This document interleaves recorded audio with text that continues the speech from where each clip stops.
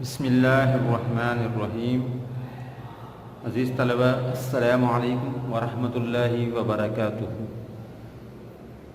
جماعت دہم میں سبق اخلاق نبی صلی اللہ علیہ وسلم کی بلند خوانی مکمل ہو چکی۔ خلاصہ اور مرکزی خیال ہم نے اس کا سمجھ لیا۔ خلاصہ کسے کہتے ہیں، مرکزی خیال کسے کہتے ہیں، یہ بھی آپ کے علم میں آ چکا ہے۔ لکھنے کا طریقہ بھی آپ کو سمجھایا گیا۔ تدریس کے سلسلے کو آگے بڑھاتے ہیں۔ سبق کے بعد سلسلہ شروع ہوتا ہے سوال جواب کا۔ آپ کی کتاب صفحہ نمبر 15 پہ مشقی سوالات شروع ہوتے ہیں سبق اخلاق نبی صلی اللہ علیہ وسلم کے۔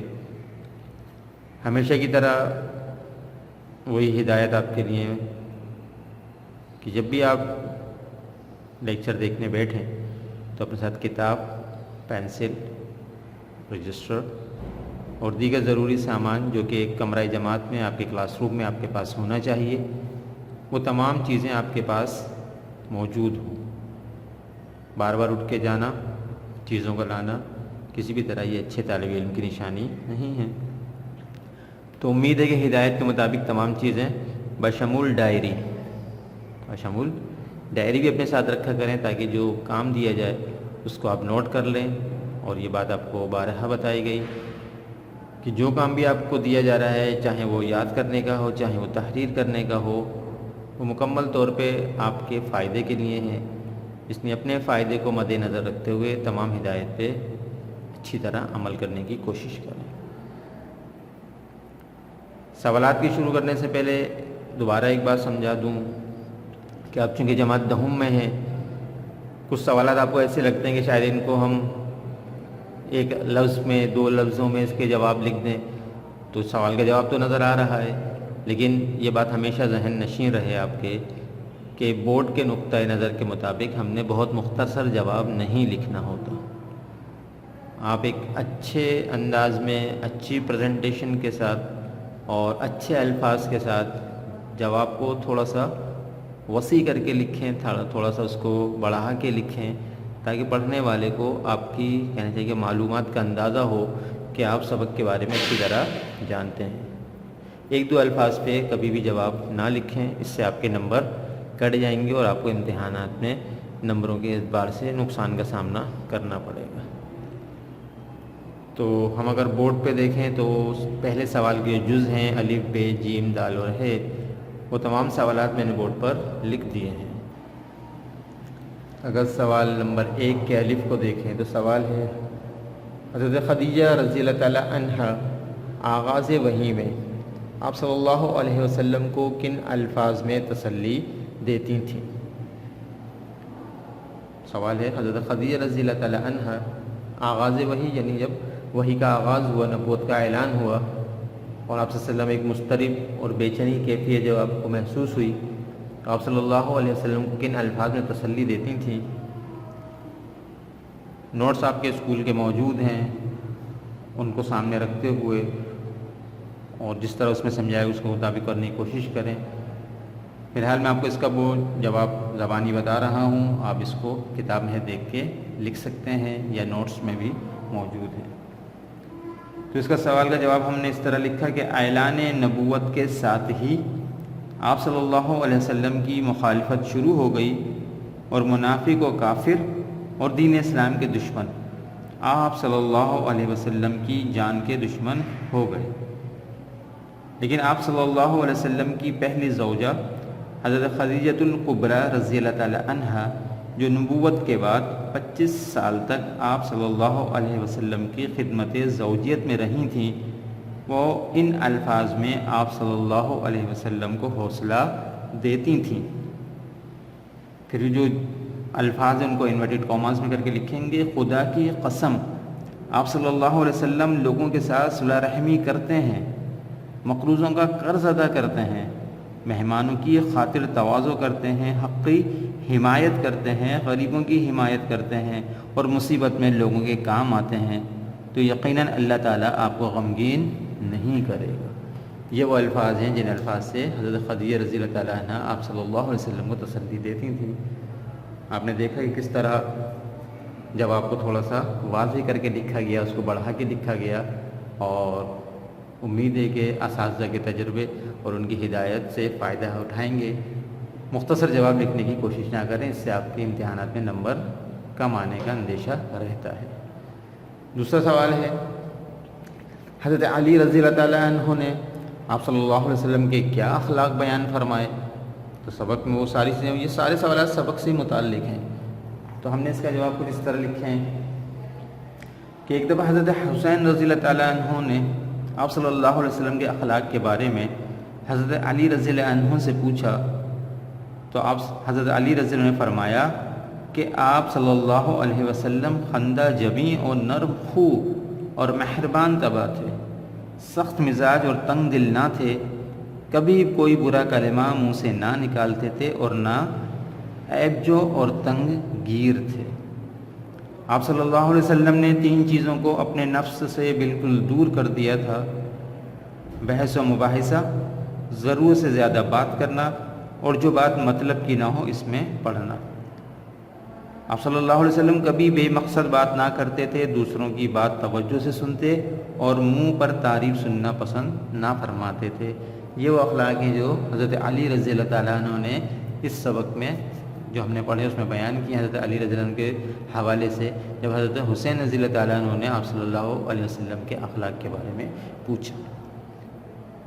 اس کے بعد سوال تیسرا یعنی جیم، آپ صلی اللہ علیہ وسلم حضرت جریر بن عبداللہ رضی اللہ عنہ کو دیکھ کر کیا کرتے تھے؟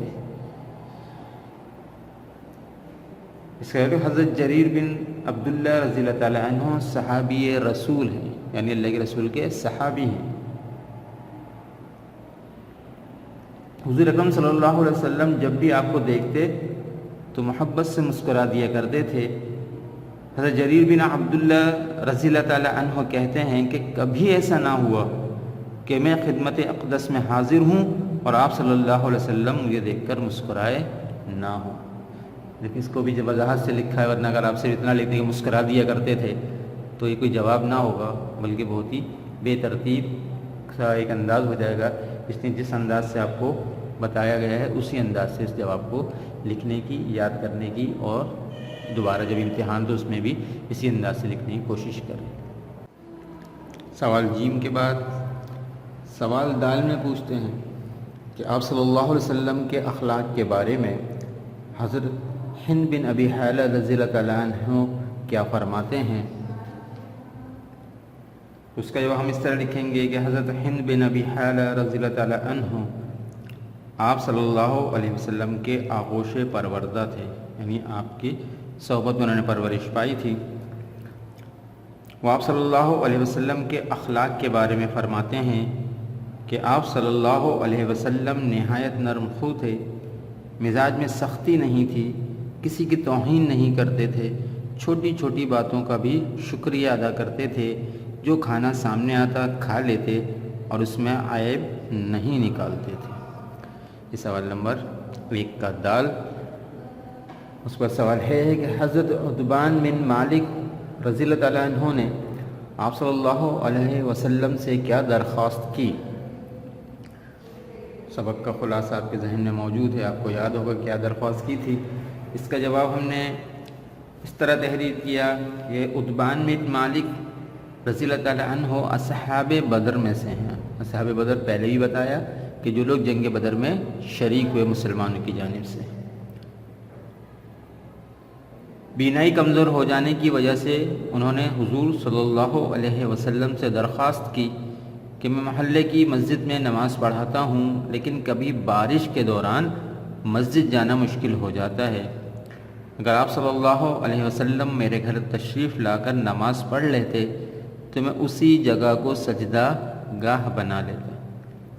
آپ صلی اللہ علیہ وسلم حضرت ابوبکر صدیق رضی اللہ تعالیٰ عنہ کو ساتھ لے کر ان کے گھر گئے اور تکبیر کہہ کر 2 رکعت نماز ادا کی۔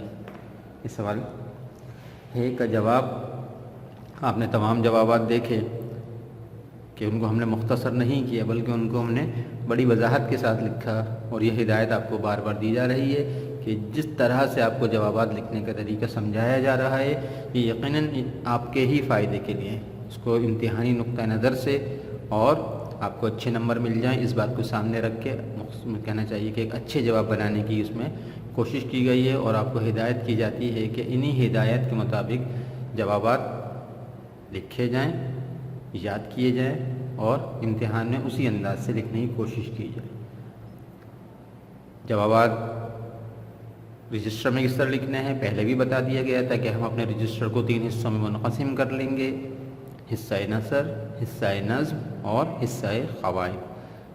حصہ نثر کے سوال جواب حصہ نثر میں ہوں گے، اسی ترتیب سے جس سبق کے آپ سوال جواب کر رہے ہیں اس کا ٹائٹل پیج بنائیں، اس کے الفاظ معنی لکھیں۔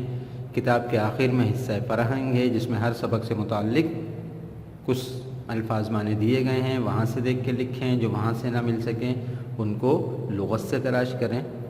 اس کے بعد سوال جواب کا جو حصہ ہے اسی میں سوال جواب کر لیے جائیں گے۔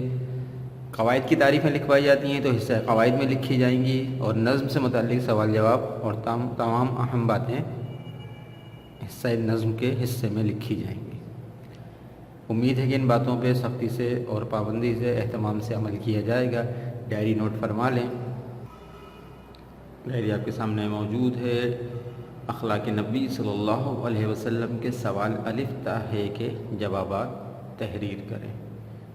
سبق کے سوال الف تا ہا کے جوابات تحریر کریں گے، یہ آپ کی ڈائری ہے۔ امید ہے کہ ہدایت کے مطابق ڈائری بھی اہتمام سے اور کام بھی اہتمام سے ہو رہا ہوگا۔ آج کا کام آج کر لیا جائے تو کل کا کام آسان ہو جاتا ہے، لیکن آج کا کام کل پہ چھوڑ دیا جائے تو سارے کام مشکل سے مشکل تر ہوتے چلے جاتے ہیں۔ اچھے طالب علم کی نشانی یہی ہوتی ہے کہ وہ روزانہ کا کام روزانہ کی بنیاد پہ کر لیتے ہیں، اسی لیے وہ ہر وقت پرسکون اور آرام سے اپنے کام کو مکمل کرتے ہیں، اور اسی طرح اچھی طرح سے امتحان کی تیاری کر کے اچھے نمبرات بھی حاصل کرتے ہیں، اور امید ہے کہ آپ بھی اچھے طالب علم کی طرح تمام کام وقت پہ کر لیں گے۔ دوسری ویڈیو تک کے لیے اجازت۔ السلام علیکم ورحمۃ اللہ وبرکاتہ۔